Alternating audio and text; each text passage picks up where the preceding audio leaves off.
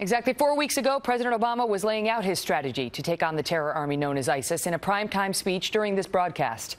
And almost immediately after, one man was suggesting that the commander-in-chief's plan would not work.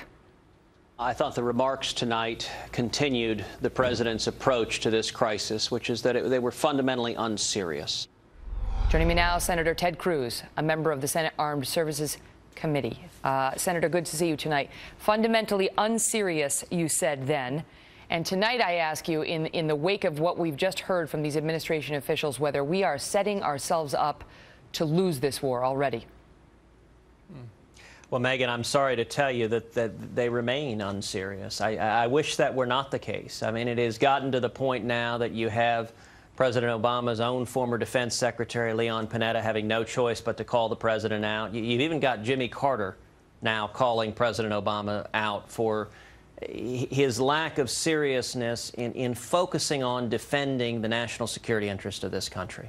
Unfortunately, what we have seen in 6 years of the Obama-Clinton-Kerry foreign policy has been a foreign policy that seems to focus on photo ops, on press releases, but not on concrete military objectives that are tied to our national security. Our objective here should be to take ISIS out, but instead, this seems to be a campaign driven by political operatives and political mandates in the White House rather than clear military objectives. He says it is. Let me jump in. The president says it is a plan to destroy and to degrade and ultimately destroy ISIS. He came out today and said the solution is to stay the course. It will be a difficult mission. It won't be solved overnight. But once again, over the objections of the generals, he will not offer ground troops. And we heard this from the Pentagon on whether the airstrikes can get it done. Listen to Admiral Kirby today. Kobani could be taken. We recognize that. Air power is not going to be alone enough to save that city. We don't have a force inside Syria that we can cooperate with and work with. So we all need to prepare ourselves for the reality that other towns and villages, and perhaps Kobani, will be taken by ISIL. What do you make of that? Well, you know, a month ago, President Obama analogized his strategy to what we've pursued in Somalia and Yemen, two countries where we've had a failed strategy that isn't working. And sadly, it continues to be of that piece. A couple of weeks ago, the Senate Armed Services Committee had a hearing where I asked the chairman of the Joint Chiefs of Staff, General Dempsey, I said, if the objective were to destroy ISIS within 90 days, what would be required militarily to do that? He said, it's impossible to do. I said, okay, if that time frame is not reasonable, then you tell me in your military judgment what would be required to destroy, not to weaken or contain ISIS, but to destroy them.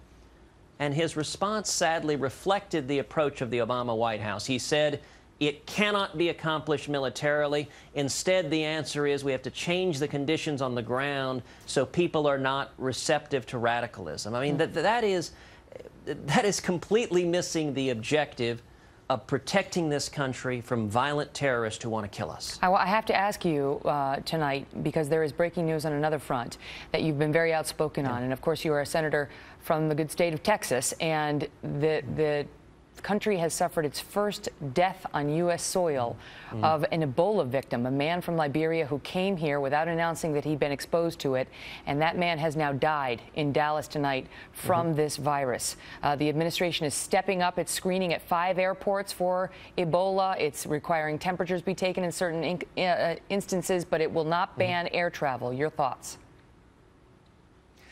Well, like every American, I'm deeply concerned about this. Our prayers are obviously with the thousands of people in West Africa who've been afflicted with this terrible disease. But the top concern of the U.S. government should be protecting the American people. Today, I visited Fort Hood, where hundreds of soldiers are preparing to deploy to West Africa, and there's a great deal of concern there among their families, understandably. I also met with major hospital leaders at one of the larger hospital systems in Texas, and the health professionals in Texas are preparing to deal with the potential of Ebola here, but the first line of defense should be to prevent that terrible virus from coming here. We know that first line of defense has already failed at least once, because we know that this individual came, landed in Texas, and And there are concerns that he may have infected others. We don't know for sure right now.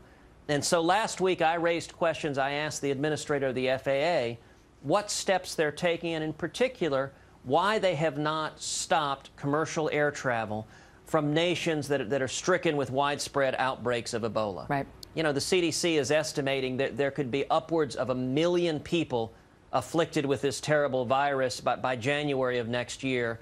And our priority should be protecting the American people and preventing Ebola from coming here. Senator, thank you for being here. Thank you. And I'll note, Megyn, a year ago and a day on your first show, I was with you then, and it's good to be with you on your first show in your second year. Congratulations for a tremendous year on the air. Thank you so much, sir. That was no accident. We love having you here. All the best.